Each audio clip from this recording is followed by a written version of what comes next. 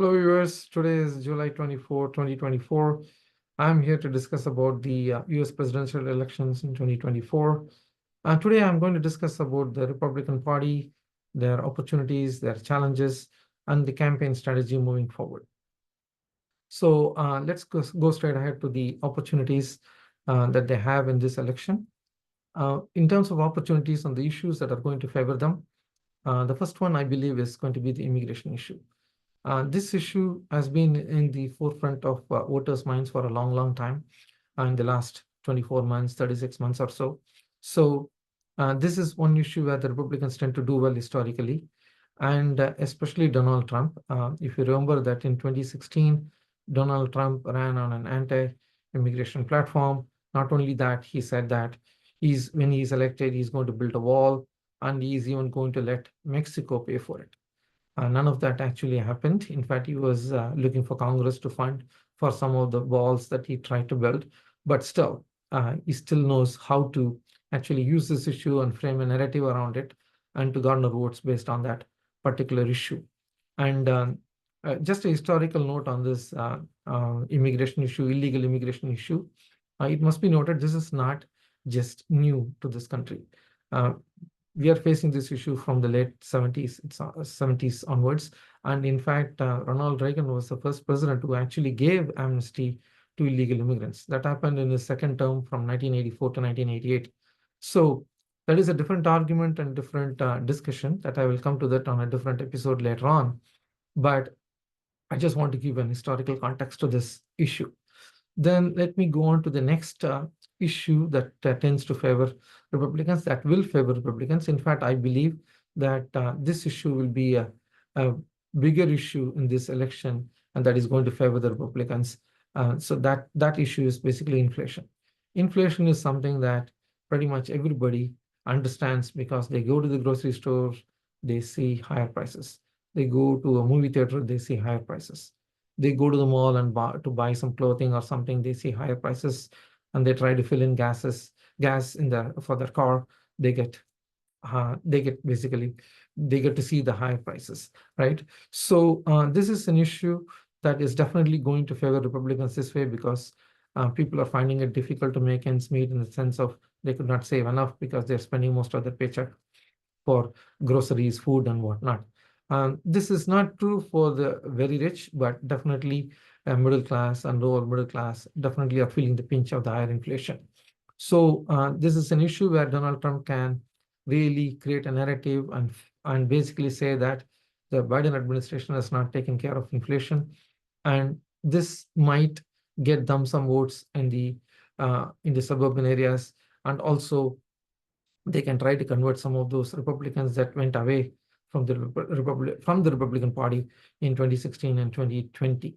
So these two issues, I think, are going to be the issues that are going to really help the Republicans in this election.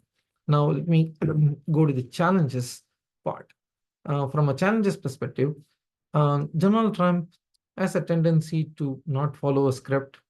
He speaks impromptu, and especially if he's got to say something about his opponent, he doesn't mince words and uses some words that are not normally used in public life, especially by politicians.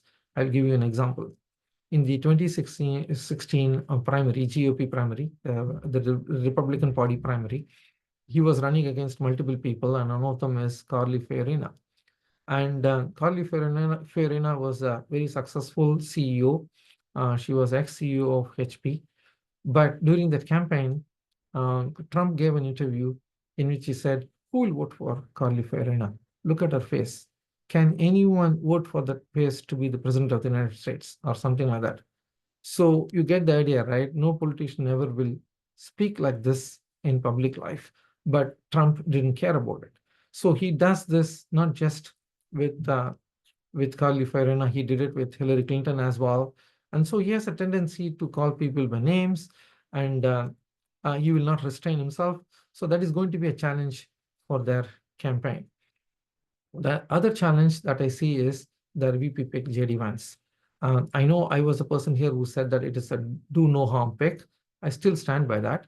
But still, some of the statements, some of the things that he had said in the past might come back to bite him. Let me give you an example again here.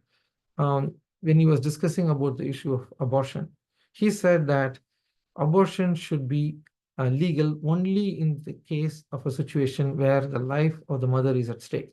In other words, he said abortion is not an option even in the case of a rape or incest. That is a very, very, very extreme view.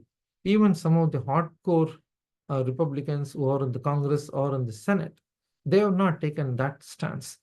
Generally, the Republicans will say that abortion should be illegal except in the cases of rape, incest, and when the health of the mother is in question. So this is a normal Republicans' view on abortion. But J.D. Vance went several steps to the right from my perspective. So this is something that they have to look and see whether Democrats are going to use that as a campaign point to go against the Trump-Vance campaign. So the other statement that he made was related to the gender, again about women. He said that women should not get a divorce even when they are in a violent marriage for the sake of their sons and daughters. So this is again a very extreme view. Some of the independents and suburban women and moderates and Republican-leaning independents might not like this kind of rhetoric coming from somebody who is actually running in 2024 as a VP, because we are not living in 1920s or 1930s. This is 2024. So I don't know how this will play well with some of those voters they need to win the election. So this is also a challenge. I don't know how they're going to measure up to this challenge as well. So now let's come to the campaign strategy. All along, the Trump campaign was looking to actually have a strategy to beat Joe Biden. They thought he was a old man, and it'll be easier for them to tie that age issue and win this election. But now they are up against Kamala Harris. So I think their strategy is not fully set in motion. It's still a work in progress, I believe, because they do not know how to tie her to being an Hollywood liberal, soft on crime and whatnot. So then I read just recently, a couple of hours ago, that they are trying to Willie Horton Kamala Harris.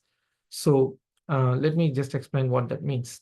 So for that, we need to go to the 1998 election between George H.W. Bush and Michael Dukakis. During that election, George H.W. Bush was trying to say that Michael Dukakis was soft on crime, and they tried to use one of the incidents that happened in Massachusetts. And there was this person called Willie Horton, who was an African-American man who was serving a sentence in the Massachusetts prison. So he was actually furloughed, and during that furlough time period, he actually raped a white woman and severely wounded her husband. It was a brutal assault. So the Republicans took that as a big issue. And there is a independent organization affiliated with the Republican Party that came out with an ad that had Willie Horton's picture, and then they had a narrator narrate exactly what happened during the furlough period and under whose regime that this person was furloughed. So basically, the ad did not run for a long period of time, but still the media houses picked it up, and it got enormous amount of media coverage, and the newscasters used that repetitively. So that ad became a big issue during that campaign. In fact, there are some who believe that Michael Dukakis lost that election because of that particular ad. I don't believe in that, but still that's a different argument on a different date. But still, that ad was a brutal negative ad against Michael Dukakis. And so coming back to this Trump campaign, what they're trying to do is to see if during Kamala Harris's time as a prosecutor, can they find a similar instances like that? Or they are also looking at her tenure as an attorney general to see if the department had a case similar to that or something like that. So I believe that's what they are looking at. This is what is called opposition research. They call it as oppo research. Both parties do it. So we are in for very tough ride here. We are going to have a lot of negative campaign in the next 3-4 months. And let's see how this pans out. And I will come back with a different program tomorrow. Take care.